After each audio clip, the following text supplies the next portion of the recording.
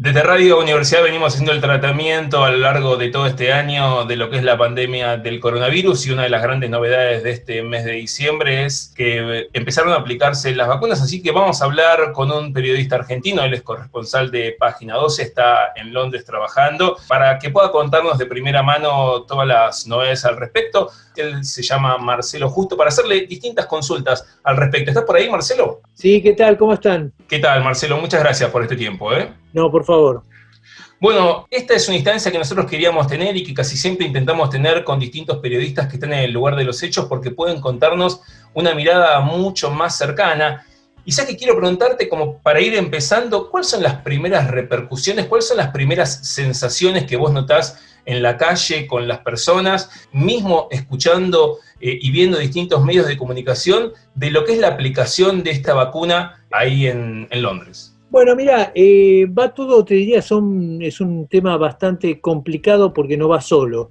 Va acompañado de lo que está pasando con el coronavirus, de las nuevas medidas de confinamiento, de la cercanía de la Navidad, del peligro de que haya una tercera ola del coronavirus, con las reuniones navideñas. De manera que, bueno, cuando empezó lo de la vacuna, la semana pasada, sí hubo un optimismo bastante grande. Además, bueno, acá se publicitó el tema como si fuera el primer lugar donde se había dado una vacuna contra el coronavirus. En realidad, la vacunación que empezó acá el martes pasado había empezado 3 días antes en Rusia, con su propia vacuna. Pero de todas maneras, bueno, acá lo presentaban porque todavía está en medio de la Guerra Fría, creo, no han salido del todo de la Guerra Fría. Lo presentaban como que era el primer lugar del mundo. Entonces había un cierto orgullo patriótico en muchos sectores, en muchas personas. Yo hablé con un taxista al respecto que estaba muy orgulloso de lo que estaba haciendo su país. Somos los primeros en el mundo, esto es como el aterrizaje a la luna, me dijo. Había un ambiente bastante eufórico, pero al mismo tiempo, claro, a medida el progreso de este proceso de vacunación va a ser lento, constante pero largo. Se espera que para abril esté toda la población vacunada, pero bueno, va a ir todo en etapa. En esta primera etapa, hasta finales de diciembre, se espera que haya 1 millón de personas vacunadas, pero todavía hay 65 millones de habitantes acá, así que falta todavía un trecho bastante largo para completar todo lo que se necesita para esta vacuna.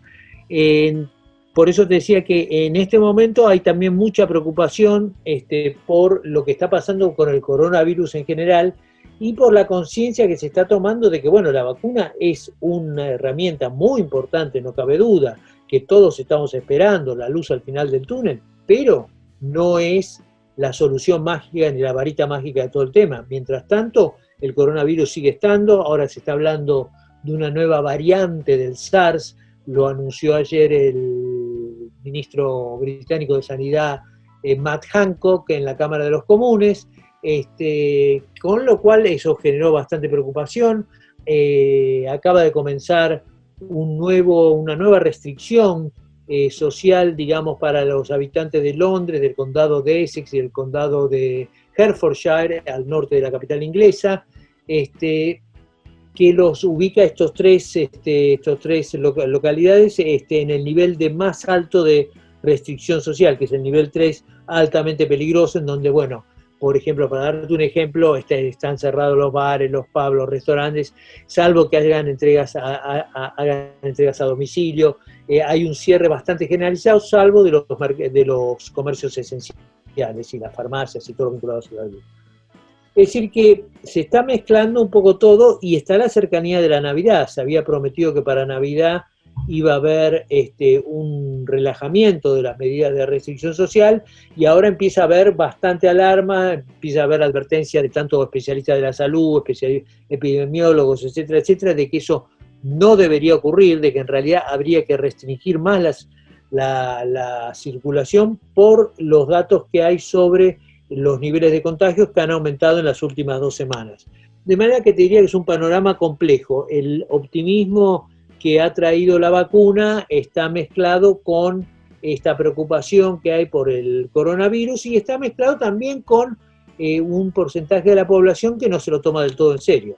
Sobre eso mismo que vos ahora justo al final dijiste quiero ingresar, ¿no? Porque vos al comienzo mencionabas que que se está viviendo ahí en Londres, una suerte de tercera ola. ¿Hay una explicación concreta de por qué se vuelve siempre a una nueva ola, más allá de todo lo que uno pudo aprender a lo largo de este año, utilización del tapaboca, la distancia, como vos contabas recién, una suerte de restricción o confinamiento? ¿Hay un porqué de siempre volver a estas etapas de contagio y muerte? Mira, esta semana, cuando después con el anuncio del ministro de Salud, Matthew Hancock, sobre esta nueva cepa, se especuló que esa podría ser la razón de que hubiera un incremento tan grande de contagio. Pero en realidad, el mismo Hancock dijo que no lo confirmó, dijo que bueno, no se sabe por el momento, y en realidad lo que más bien, digamos, si uno mira los datos en los últimos 2 o 3 meses, lo que se ve es que ha habido un continuo aumento de los casos. Ahora, para mí, pero eso es una percepción personal, tengo un dato empírico bastante fuerte, pero no tengo, digamos, obviamente ninguna investigación científica que me respalde. Lo cierto es que acá, durante el verano, tanto en el Reino Unido como en el resto de Europa, los números bajaron muchísimo, hasta casi desaparecer, te digo, los niveles de contagio y la cantidad de muertes. Y digamos, eso coincidió con la salida del confinamiento duro que había durado en prácticamente todo el resto en Europa entre, digamos, abril y mayo. Coincidió con esa salida de ese confinamiento, que fue lentamente una salida que lentamente se abrió y se abrió y se abrió más la economía, la interacción social, y coincidió con que, bueno, llegó un momento en que se abrió tanto que también empezaron las clases, que acá empieza el ciclo lectivo, empiezan en septiembre, en las universidades, en las clases en la escuela primaria, secundaria. Había una casi nueva normalidad que coincidió con el cambio de temporada. Empezó el otoño. Desde octubre en adelante, todos los países europeos, sin excepción, han ido aumentando los números de casos. Entonces me parece que ahí hay una confluencia que empíricamente es visible, digamos, ¿no? Que es clara, entre por un lado el cambio de temporada y por otro lado que se habían relajado muchísimo las restricciones sociales, entonces había mucha interacción, había mucha más posibilidad de contagio. Los números son irrefutables al respecto. Ahora no sé, digamos, a nivel científico cómo sería toda la explicación del tema, ¿no? Tal cual, estamos hablando con Marcelo Justo, él es corresponsal de Página 12 en Londres, y sé que quiero preguntarte por cuál es la mirada tuya de los distintos acuerdos que pueden tener no solamente esta vacuna, la que tiene que ver con la Universidad de Oxford y AstraZeneca, sino distintas vacunas con nuestro país, con Argentina. Justo en el día de hoy aparecía un informe, una nota, de la BBC, en donde se hablaba, ¿no?, de cómo distintos estados fueron ya acordando números muy grandes de vacunas, pero capaz en países como Argentina todavía no se está cerrando concretamente el número. ¿Cuál es la mirada tuya desde el Reino Unido, desde Londres, a lo que está ocurriendo en Argentina con algún posible acuerdo para la llegada de las vacunas? Bueno, por lo que tengo entendido, en Argentina sí hay acuerdo con Rusia. Sí. Respecto a hay acuerdo con AstraZeneca. El problema es que AstraZeneca tiene en este momento demorado todo el proceso y ha habido algunas críticas respecto a la vacuna, entonces tiene todavía demorado el proceso de aprobación por los organismos regulatorios, si no está totalmente completado ese proceso. Y recién las vacunas de AstraZeneca llegarían a Argentina alrededor de marzo, dependiendo un poco de cómo vaya todo el proceso de regulación. Y está también el tema de la vacuna china, que también depende aparentemente de lo que pase con Brasil. De manera, esto que es la información que yo tengo sobre Argentina, pero se reproduce en realidad en todos los países, porque lo que pasó con lo del tema de la vacuna es que habrá sido en julio aproximadamente, cuando ya había desatado una especie de carrera entre distintas farmacéuticas, distintos países, distintos institutos para lograr la vacuna, y había varias vacunas en danza posibles para ser completadas en los próximos 6 o 7 meses. Es que distintos países apostaron a distintas vacunas. Entonces, bueno, supongo que depende de la espalda y la centralidad del país que, bueno, de la espalda financiera y de la centralidad del país, que esos países hayan podido adquirir más vacunas y hayan podido garantizarlas el envío. Teóricamente Argentina tenía un acuerdo con Pfizer y ese acuerdo por alguna razón misteriosa terminó cayéndose. Y ahora no se sabe qué va a pasar con ese acuerdo. Pero el Reino Unido tiene, por ejemplo, acuerdos con siete distintas empresas. Y creo que cada país, Estados Unidos, creo que se ha comprado directamente toda la primera partida de Moderna. Entonces, cada país, de acuerdo al poder que tenga, al poder económico que tenga, y a la proximidad que tenga con los productores de las vacunas, pueden imponer condiciones y pueden también extender el número de vacunas que compran, como para estar más precavidos porque cuando se comenzó todo este proceso de adquisición de vacunas, que como digo fue alrededor de julio, en ese momento nadie sabía cuál iba a salir, ni nadie sabía cuál iba a ser aprobada, ni cuándo iba a ser aprobada, era una apuesta. Entonces, bueno, eso es lo que está pasando. Teóricamente, digamos, la idea de la Organización Mundial de la Salud y de muchas organizaciones que se han conformado digamos, en alianzas al respecto, es que hay que garantizar que la vacunación llegue a todo el mundo, porque este es un problema global, no es un problema nacional. Es decir, es un problema que en la medida en que no esté vacunada toda la población, seguimos todos en problemas. Es decir, pues de última, supongamos, vacunamos a toda la población del Reino Unido, pero si el resto del mundo no está vacunado, la población del Reino Unido se tendría que quedar acá. No tendría que salir del país, porque si sale del país podría empezar nuevamente todo el proceso de contagios, ¿no? Es decir, se vuelve complicado, ¿no? Realmente el tema. Sí, aparte no se sabe tampoco el grado de eficiencia de la vacuna. Porque está bien, uno dice, los del Reino Unido están vacunados, pueden salirse a cualquier lugar del mundo. ¿Cuánto dura esa eficacia? ¿Cuál es la eficacia de esa vacuna? ¿Cuánto tiempo dura? ¿En qué momento se corta esa eficacia? Todo eso no se sabe, se va a saber con el proceso de vacunación. La Pfizer es la primera y teóricamente lo que se está viendo ahora también es cuánto va a durar la eficacia de la vacunación, más allá de que los índices de eficacia de los pasos preparatorios fueron positivos, dieron 94%, ¿no? Entonces fueron realmente positivos. Así que realmente seguimos moviéndonos con mayor luz y con mayor, si se quiere, claridad en el medio de enormes conos de sombra respecto a lo que está sucediendo con el coronavirus.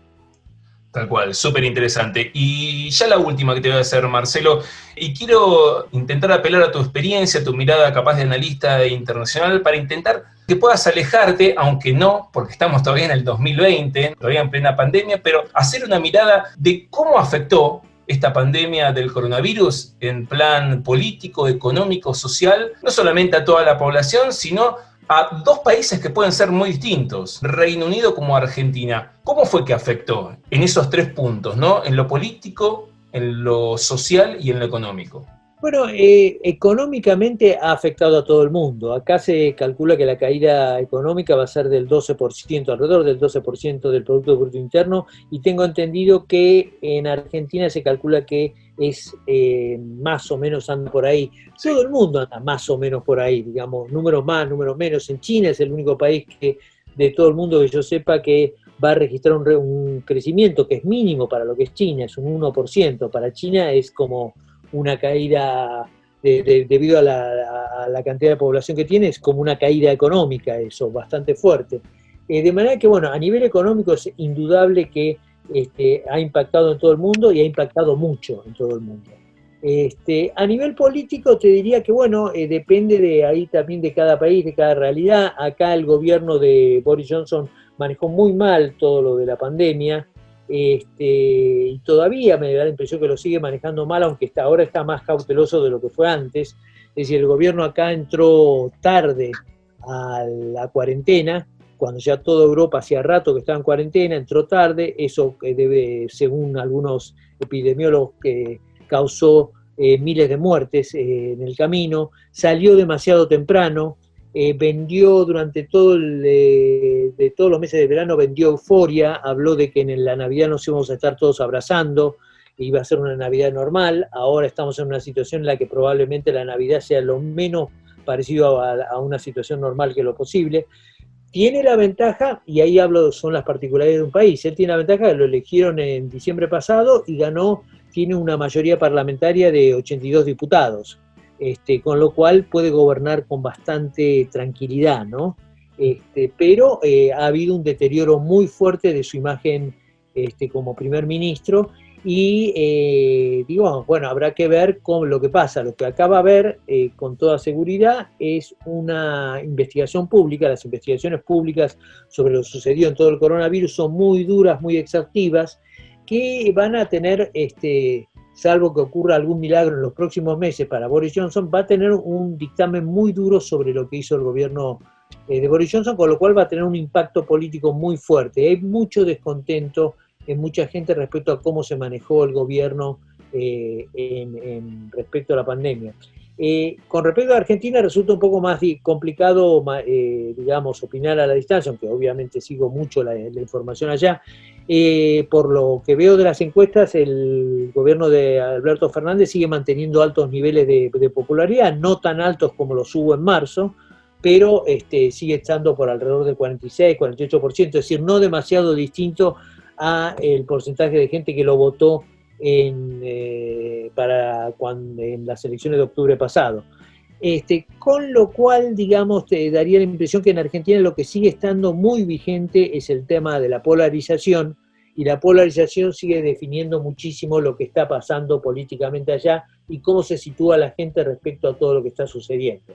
El impacto económico en Argentina es obviamente mucho más fuerte que en el Reino Unido, porque Argentina, primero, no es un país central, sino es un país periférico, tiene todos los problemas de los países en desarrollo y tiene muchísimos problemas más por la economía que heredó el actual gobierno del anterior gobierno, del gobierno de Mauricio Macri, en donde era un país que estaba en default, un país que estaba con la producción caída, con enormes dosis de desempleo, etcétera, etcétera, etcétera. Todo lo que ha sucedido sin Ministerio de Salud, es decir, realmente una situación francamente muy deteriorada, tanto a nivel económico como a nivel social, como a nivel sanitario.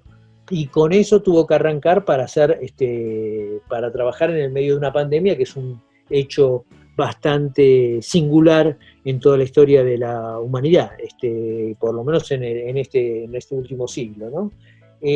Con lo cual te diría que, bueno, son dos panoramas distintos, pero impactos ha habido en todos lados, y todavía hay que ver los que van a venir, porque todavía no hemos salido de la pandemia, y todavía hay muchos impactos económicos y sociales que va a haber que corregir, y bueno, se espera que el 2021 sea mejor, que con la vacuna empecemos a salir todos, que las economías empiecen a recuperar, por lo que sea hay indicios en Argentina que por lo menos ciertos sectores, el sector de la producción, etcétera, están recuperándose económicamente, pero otros sectores como lo que sea restaurantes, bares, etcétera, etcétera, realmente sigue teatros, ni que hablar, siguen estando en la lona, digamos, por todo lo que fue el año pasado, este año, mejor dicho, yo ya quisiera que fuera el año pasado.